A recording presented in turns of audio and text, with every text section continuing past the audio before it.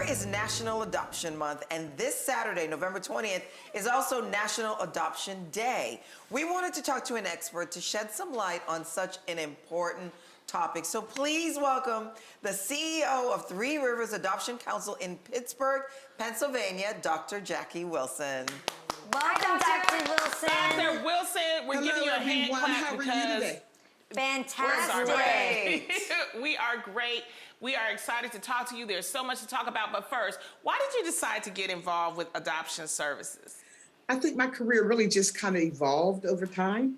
I started off in my career as a caseworker in foster care and then moved up to run a foster care department and finally eventually came over the track as the CEO 21 years ago. Wow. So I've always worked with kids in the system. It's just the way my life has kind of taken me. Wow. Well, oftentimes we hear the foster care system described as broken, that there are more children in need of homes than there are people willing or able to adopt. What is your response to that? You know, I don't know if it's necessarily a broken system. Certainly there are pieces of it that are broken. I think what we have to talk about is the fact that there may be more children from minority or minoritized communities than there are people that are able or willing to adopt. And so, but that doesn't mean that Black people aren't adopting, because we do. Probably 50% of the people we recruit are Black. The problem is there are more than 50% of the kids in the system are Black. And so we also have to address the disproportionality of why there are more kids from minoritized communities in the system than what's represented in the society in general. Got it. That's why we really wanted to hear from you, because what do you do to combat those perceptions? I think it's a lot of training, as certainly with everything else. When our families come in, we definitely do a lot of training on how do you be culturally humility. It's not just about being culturally competent. You have to be culturally humble too.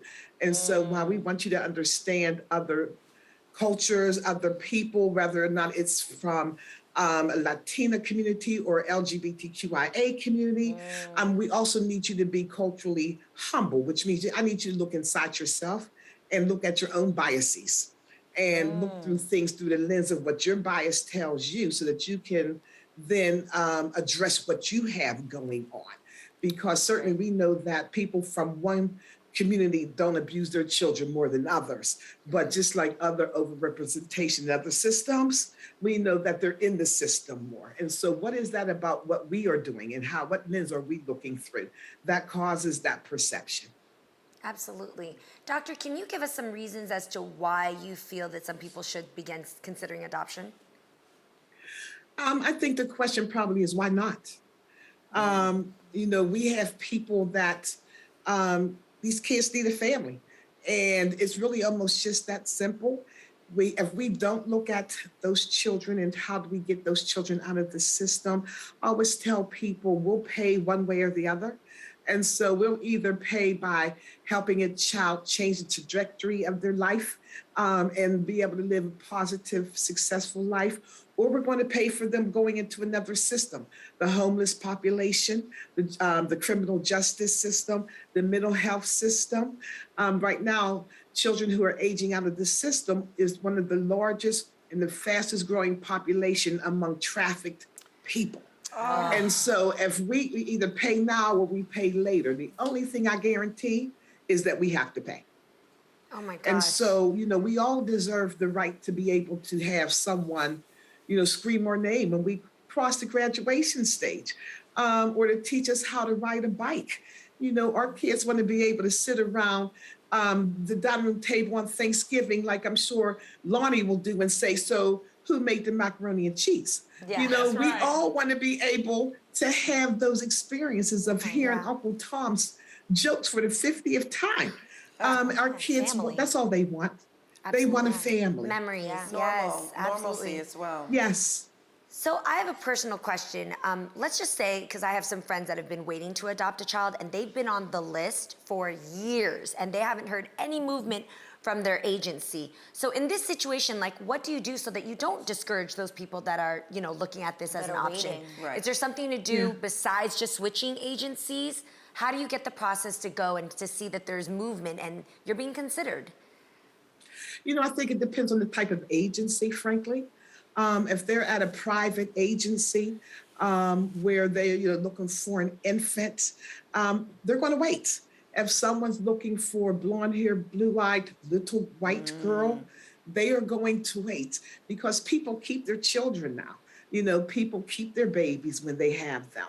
Which is So good, when people yes. come into our agency, so everybody starts off as foster care and then it moves to adoption. But when they come in, they always say, who wants a newborn?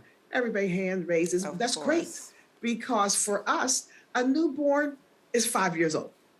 A toddler is 7.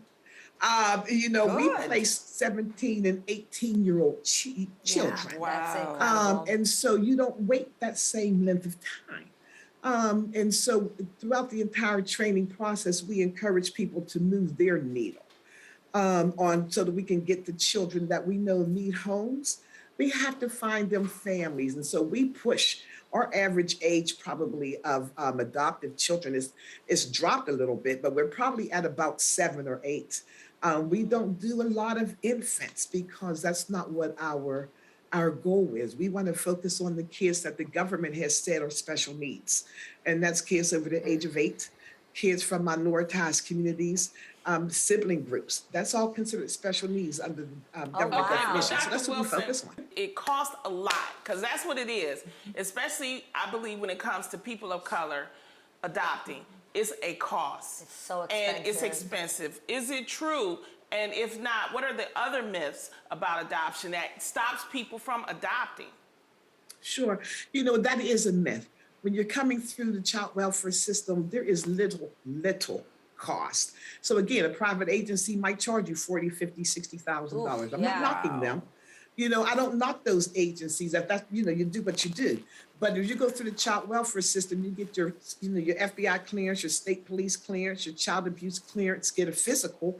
The child welfare system pays for pretty much the rest of that process. amazing. So I wow. have families that are on public awesome. welfare, but I have families that make $700,000 a year.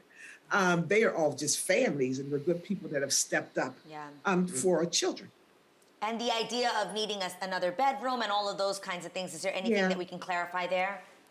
Now, listen, we're all people that are trying to survive at the same level as everybody else. Yes. So if you have a son and you want the placement of another boy and there's 2 beds in that room, go for it. They can share a bedroom.